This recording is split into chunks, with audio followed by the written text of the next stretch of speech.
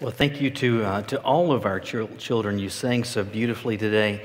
Back, I guess it was, I don't know, 10 years or so ago now, I was single, and my best friend Alan had come over to the house one night, and we were going to go out to a restaurant. And so we got to the restaurant, we get out of the car, and we're walking in, and I noticed in my lower back I felt this pain, but I didn't give a whole lot of thought to it. And so we went ahead and ate. Afterwards, he came back to my house. We watched TV for a little bit.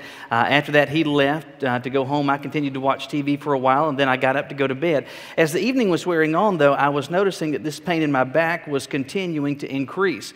And so when I was getting ready for bed, I turned around and looked in the mirror, and I was trying to see if I could tell exactly where this was. And so what I decided was that it was just a pimple or something, and it was just kind of sore, excuse me, a day or two, excuse me, a day or two, and it would just go away. Well, I went to bed, and I woke up at about 1 o'clock in the morning with just shooting pain in my back. It felt as though someone was literally stabbing me in my back. And so I reached around with my hand, and what just hours before felt like a pimple now is about the size of a $50, and it is raised up enormously. And so I thought, man, there's this fluid in here that needs to come out, and so let me see if I can work on this, but I can't get any relief from it at all. And so I thought, if I can just go back to sleep, get back in the bed, hopefully by morning this thing's going to kind of take care of itself. And so, long story short, I woke up at 1 o'clock, at 2 o'clock, and at 3 o'clock. By 3 o'clock, I thought, I have just got to do something. And so I look at this thing in the mirror, and it's just huge, and I know there's this fluid that's in there that needs to come out. And so I think, what can I do? Well, Walmart is open, Super Walmart is open 24/7, and so I thought, I'll go to Walmart, and over in the pharmacy section, I'll buy a pack of diabetic syringes, and I'll lance this thing myself. But then I thought, 3 o'clock in the morning at Walmart. Do I really want to see who is at Walmart at 3 o'clock in the morning? And so I nixed that idea, and I continued to think, and I was still working on this whole lancing thought, and then I thought, oh, I've got it. And so I went to my closet, and I had this sewing kit in there, and inside I got a sewing needle, and I got a bottle of rubbing alcohol, and I cleaned this needle as best I could. I sit on the countertop in my bathroom and proceed to stab myself in the back. Let me just tell you, that hurts. There were words that were coming to mind that should not have come to mind. It was excruciatingly painful. And I got some relief, but I just did not get this fixed. To make a longer story shorter, what I wound up doing was going to the doctor the next day. They sent me over to a surgeon's office. They said, this is a boil that has become abscessed, and so a surgeon had to excise this thing and get me all better. But just hours before, I'm again seated on the countertop of my bathroom, stabbing myself, recognizing I've got a problem and I'm going to fix it. I've got a problem and I'm going to fix it. You know, we find ourselves on this Palm Sunday, this day that kind of inaugurates this week that we refer to as the Passion Week of Jesus, and all the events that transpired throughout the course of the week that we have recorded for us in the Gospels. But as we look at that final week of Jesus, one of the things that we see is a glaring example of an individual who recognized there was a problem, and he decided, you know what, I don't need to wait on the Lord. I don't need to wait on God to do this. I can take care of this on my own. And what we see from him is that generated negative consequences. It generated a mess. And for us, in terms of application, when you find yourself experiencing a need, experiencing some obstacle that you're facing, the temptation is to say, okay, I can take care of this on my own. I don't need to wait on God. I don't need God's help. And understand this, when you find yourself in that place, you're in a dangerous position. Because when you begin and you continue to act on your own, to act impulsively and independently of God, a couple of things happen. The first is that you grow comfortable with the thought of and with the practice of acting independently from God. And in time you get to the point where you just think, I don't really need Him. I can take care of everything on my own. And the other thought, or the other reality, and why this is so dangerous, is because when we take matters into our own hands, when we just decide, okay, there's any problem and I can fix this, we tend to make matters worse. We take a problem, we take a difficulty, and we multiply and compound it. But why is it that we operate this way? Why is it so many times that, spiritually speaking, when we are facing a difficulty, when we're facing a challenge, we just decide, I can fix that on my own? Well, it's because of a few faulty thoughts that we see demonstrated for us in the 26th chapter of Matthew. If you would look with me in your Bibles there today, Matthew chapter 26. We'll actually drop in at verse 47 of Matthew chapter 26.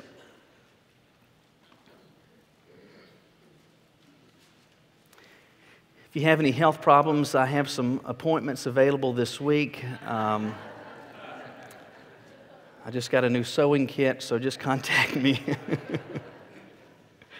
Matthew 26, verse 47, we're told, "And while Jesus was still speaking, behold, Judas, one of the 12, with a great multitude with swords and clubs, came from the chief priests and elders of the people. Now his betrayer had given them a sign, saying, 'Whomever I kiss, he is the one, seize him.' Immediately he went up to Jesus and said, 'Greetings, Rabbi,' and kissed Jesus. Jesus said to him, 'Friend, why have you come?' Then they came and laid hands on Jesus and took him. And suddenly one of those who were with Jesus stretched out his hand, drew his sword, struck the servant of the high priest, and cut off his ear. And Jesus said to him, 'Put your sword in its place. For all who take the sword will perish by the sword. Or do you think that I cannot now pray to my Father, and he will provide me more than 12 legions of angels? How then could the Scriptures be fulfilled that it must happen thus?' In that hour Jesus said to the multitudes, 'Have you come out as against a robber with swords and clubs to take me? I sat daily with you teaching in the temple, and you did not seize me. But all of this was done that the Scriptures of the prophets might be fulfilled.'" Here in this passage, and it's perhaps easy to miss this, we see an example of somebody who recognizes there's a problem, there's a need, and instead of waiting on the Lord, they decided, you know what, I can fix this myself. Now, why is it that this person did such a thing? Why is it they were operating that way? The same reason that you and I often do, and that's because of a few faulty thoughts that we tend to operate on. And the first is this: God isn't doing anything. I'm going to take matters into my own hands because God is not doing anything. Now, you're probably familiar with this passage, but you recognize we're kind of picking things up midstream. What's going on is that this is Thursday, the last night of Jesus' earthly life and ministry. The night has begun with Jesus sharing the Passover meal with his disciples, an observance that we will share together with, remembering that night and the symbolism that Jesus fleshed that observance with. But after the celebration of the Passover meal, a couple of things happen. First, Judas leaves Jesus and the rest of the disciples to go and complete his act of betrayal. Jesus and the other 11 disciples, they go to the Garden of Gethsemane where they have this time of prayer.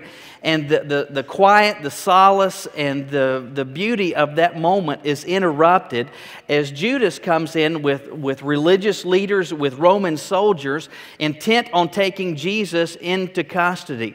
And we're told in this passage how Judas kisses Jesus on the cheek. That's to identify him to the soldiers so they can arrest him. And so now the plan is to take Jesus into their custody, conduct a series of trials with the hope that he might be executed.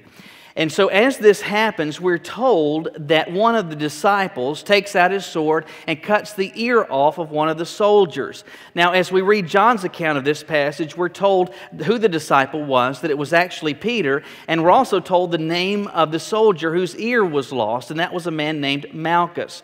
And so what's going on is that Peter is recognizing that there is a need, there is a problem, and the problem is this: the one that he loves, the one that he has sacrificed to follow for a period of years, that he's left everything behind to follow him, he is now being arrested unjustly. And as he considers all that's going on, he looks and sees, well, Jesus is just peaceably going with them. I have got to do something. And so Peter takes out his sword. He winds up taking the ear off of this man named Malchus, and we're told elsewhere that Jesus takes this man's ear and restores it miraculously back to his head and heals him. But Peter is taking matters into his own hands. He's saying in essence, there's a problem. Jesus isn't doing anything, and so I need to fix this because I can fix this on my own. Let's face it, life for people, life for us in general is difficult. We've got financial problems, health problems, relational problems, work problems, problems with kids, problems with neighbors, problems with strangers. We've got problems with our country. We've got problems with crime. There's all sorts of problems that we face just as people. But beyond that, specifically as believers and as followers of Christ, we have even more problems because we have to then face and encounter and deal with spiritual challenges. Life for us is not easy. Because of that, we are going to, and we are, many of you, in the process of facing difficult and real challenges. Circumstances where you say, there is absolutely a need. And many times what we'll do, and rightly so, is we'll call out to God and we'll say, God, here's my problem. Here's the difficulty. Here's the mountain. I need your help. I need your guidance. I need you to work in these circumstances. And so many times when we do that, we just step back, then fold our arms, and nothing seems to happen. And when that occurs, what we wind up doing then is to say, okay, if the Lord isn't going to do anything, then I'm going to do something. And so we act impulsively, we act hastily, we take matters into our own hands because we say there's a problem, the Lord isn't going to do anything about it, He isn't doing anything about it, so, well, I will. And what do? We make a mess out of it. Why? Because we're operating under this assumption that the Lord isn't doing anything. Back a few years ago, I guess about 3 years ago, Nathan just kind of showed up one day with this rash on his side. And I don't know why I keep talking about skin problems today, but I've got a great story about psoriasis. No, anyway. All right, so Nathan shows up one day, and he's got this rash over on his side. And we watch it for a couple of days and decide it's not going away on its own. We call the doctor. The doctor wanted to see him. We go in, and Caroline takes him to the doctor, and the doctor prescribes this ointment to put on it, gives Nathan the instructions to keep this medicine on there, but not to scratch it, even if it itches. And so later that day, I get home, and Nathan is describing to me this incident at the doctor's office. And Nathan tells me, the doctor told me, not, even if it itches, not to scratch it. And Nathan told me, this is what it looks like not to scratch it.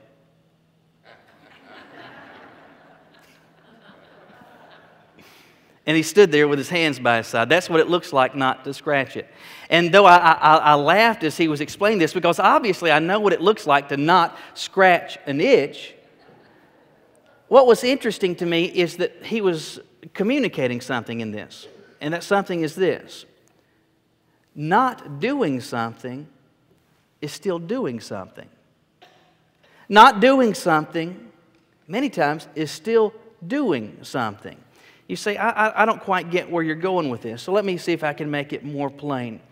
When you face a difficulty, a challenge, a difficult circumstance, and you look toward heaven for guidance, for relief, for God to reverse these circumstances, you may very well feel in your heart and in terms of observation that God is absolutely not doing anything. Now, this will make more sense even more as we go along this morning, but at this point, understand that God not doing something is Him actually doing something. When He does not fix what is wrong, when He does not reverse the circumstances, when He doesn't change everything that you want changed, it is not by accident. And it is not by accident for one of a variety of reasons. It may be that God's waiting on particular timing for pieces of the puzzle to get perfectly in place for just the right moment, for just the right time to act. But it may be that God is intentionally choosing not to act because He's got a bigger picture in view. And this is one small piece of a much larger puzzle, a puzzle of a plan that He is trying to unfold and unwork in your life. But so many times what we do is to tell ourselves, okay, God's not doing anything. I've got a problem. I've got a challenge. I've called out to Him. He hasn't done anything. And so what we do is, like Peter, we take things into our own hands and we begin to act. Why? Because we're thinking God isn't doing anything. But there's another thought that oftentimes we can have, which namely is this: God can't fix my problem. Not only is He not fixing it, He is not fixing it because He cannot fix this. Now, from Peter's perspective, and you've got to think from the rest of the disciples, everything that is happening on this Thursday night is so out of the blue. I mean, they just did not see this coming. After all, just days before on Sunday, Jesus comes into the city of Jerusalem, heralded as a modern-day hero. People are laying palm branches out on the street, and they're shouting, "Hosanna, blessed is he who comes in the name of the Lord." He's this first-century celebrity. Everybody seems to love Jesus. And now, just days later, the religious leadership and Roman soldiers are there to arrest Jesus and to take him into custody. This absolutely doesn't make sense, and Peter is just befuddled at what he's witnessing, and he's seeing them unjustly take Jesus into their custody, and he decides, well, Jesus isn't doing anything. He's just walking away peaceably. He's not acting. Maybe it is because he can't do anything.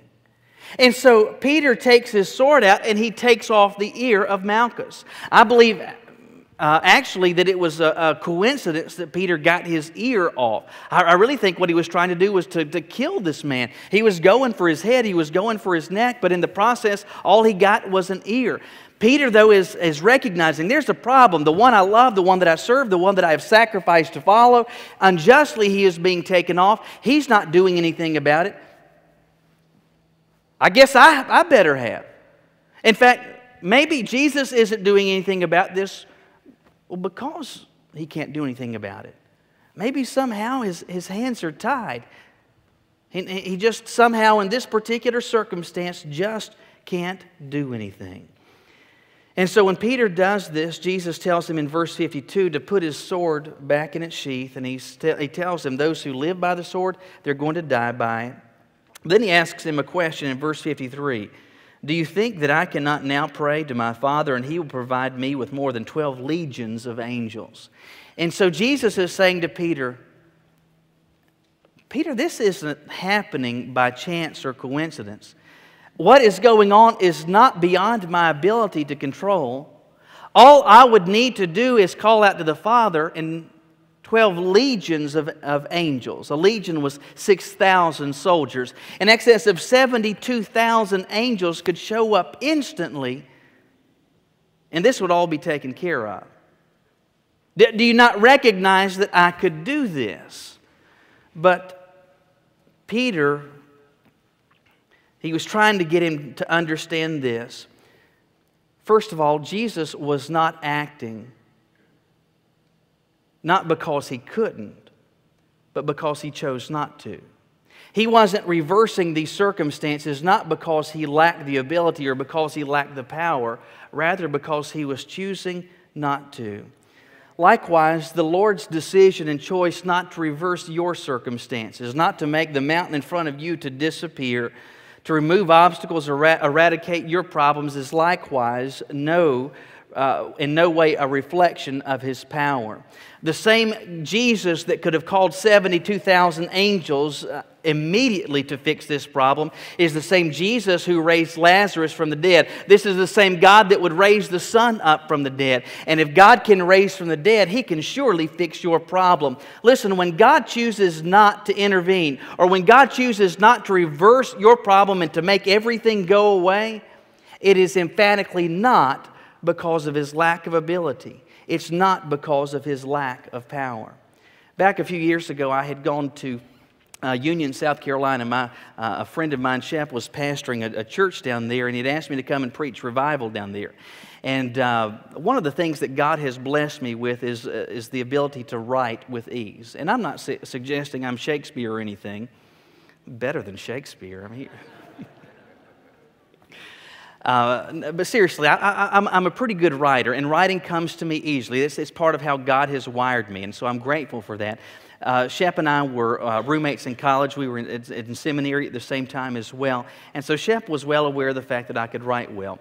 Well, he had an associate pastor at that point who was taking classes from Liberty Online, and Shep had been helping him with some of his studies, and his associate was working on this paper, and he suggested to him, hey, why don't you get Michael to look at it? Michael's a really good writer. And so I look at this paper, and it is absolutely horrible. The grammar, the sentence structure, the ideas, everything about this paper absolutely stinks. If I were to get a red pen out and start marking it up, well, go ahead and give me like 3 pens. It was that bad. And so I'm reading this, and what I began to do, instead of writing on it, I said, here, just set me down in front of your computer, and let me see if I can work on this. And so I began to smooth out some of the language. I corrected some of the bad grammar. But when I was done, I still thought this paper stunk. Now, I made some suggestions to him, but I still thought this thing was lousy. And the truth is, in a very short period of time, I absolutely could have rewritten this paper, and it would have been much, much emphatically better. But I didn't do it. Why? Well, for a couple of reasons. First of all, if I had done that, it wouldn't have been his paper, it would have been my paper. Beyond that, this if I had rewritten it, it would have sounded unlike anything he had ever turned in before, clearly demonstrating there's a problem. And so I decided I'm not going to do this, not because I wasn't able, rather because I was deciding not to. Me not doing this was not a reflection of my ability, it was a reflection of my choice.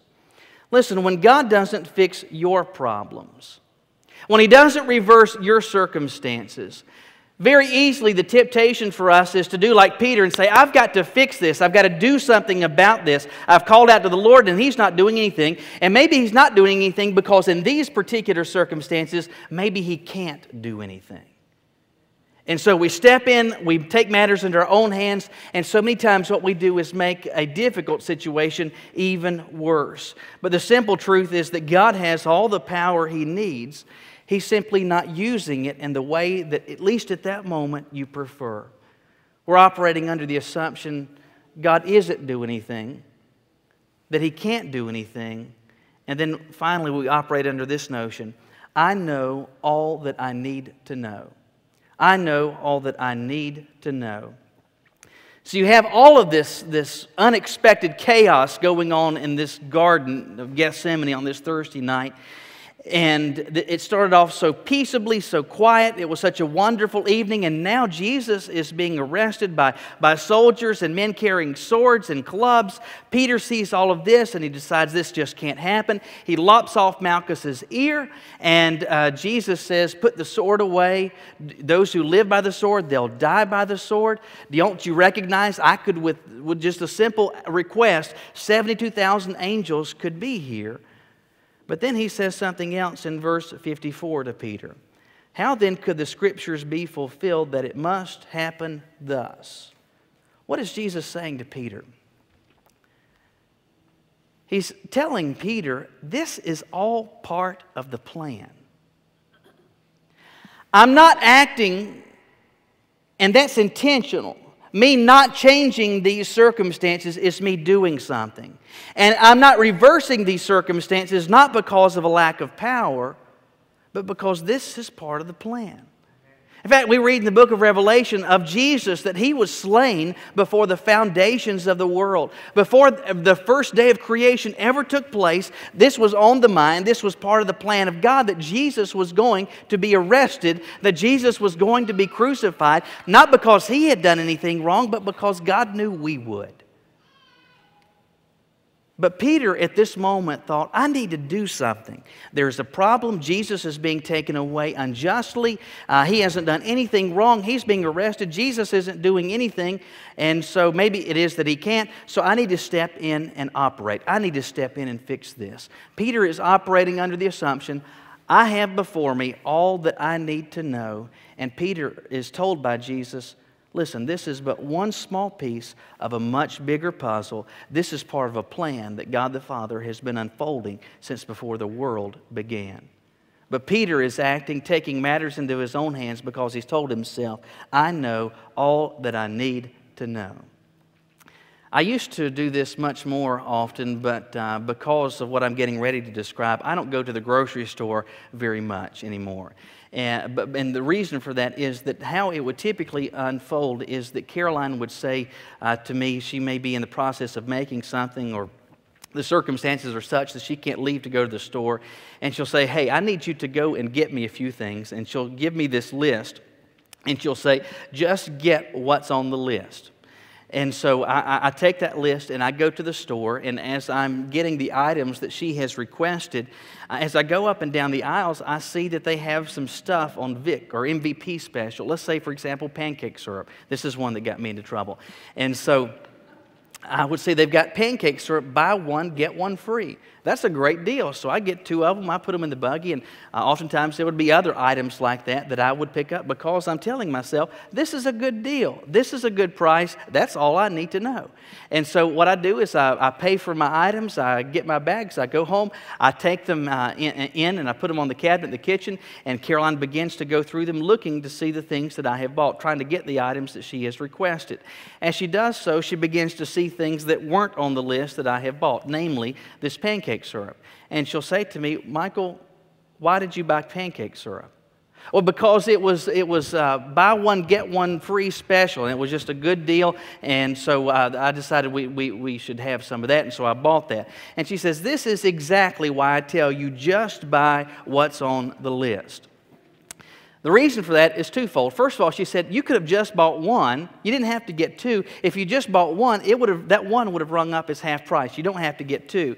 Furthermore, we have half of a bottle of pancake syrup that's been opened, and already in the pantry, another bottle that has yet to be opened.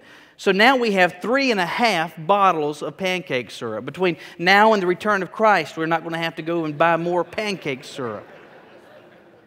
This is why I say just get what's on the list. But why did I not do that? Because I thought I know all I need to know. It's a good deal, and that's all I need to know. What I didn't know was the bigger picture. I didn't know how much we already had at home. You know, too many times, spiritually speaking, we do exactly the same thing. When we face a difficulty, when we face a problem, we say, okay, this is a challenge, and so the Lord's not doing anything. I've called out, I've waited like, a whole hour, and nothing has changed, so I had better do something.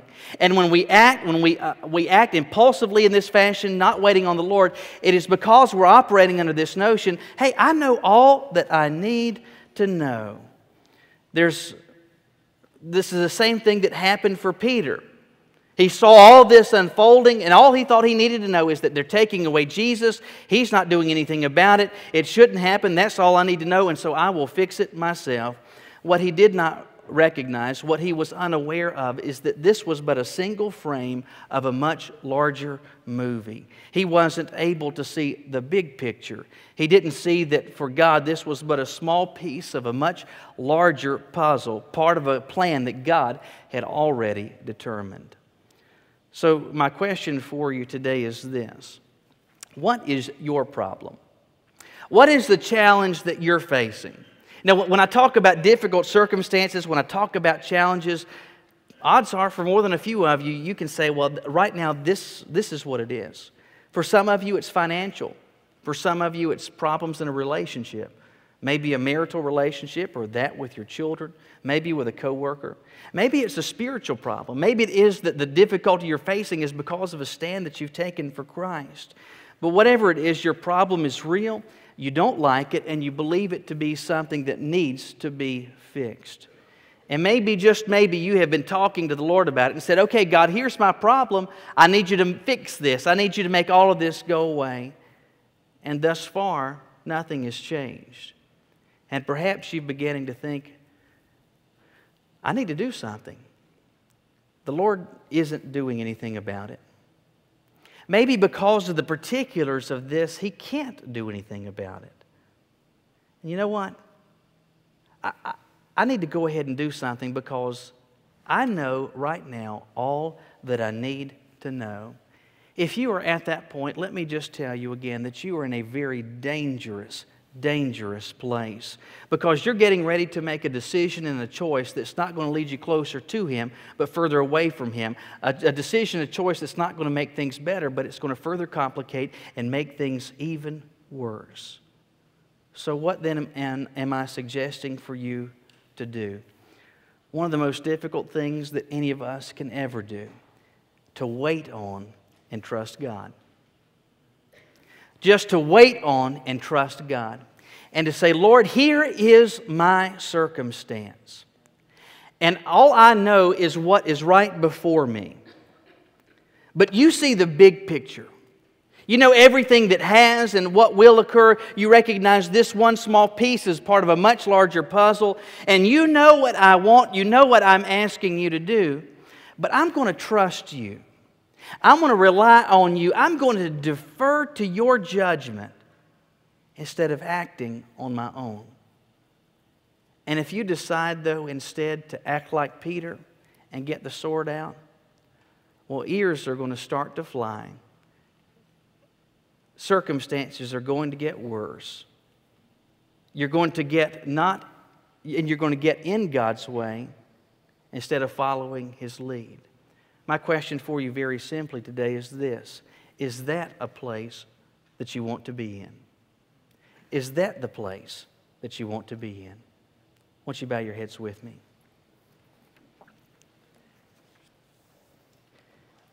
As I talked about challenges and problems and difficulties, as you sit here this morning, you may have in your mind exactly what that is for you. And maybe it's one that you've been talking to the Lord about, and you've been frustrated because nothing seems to have changed.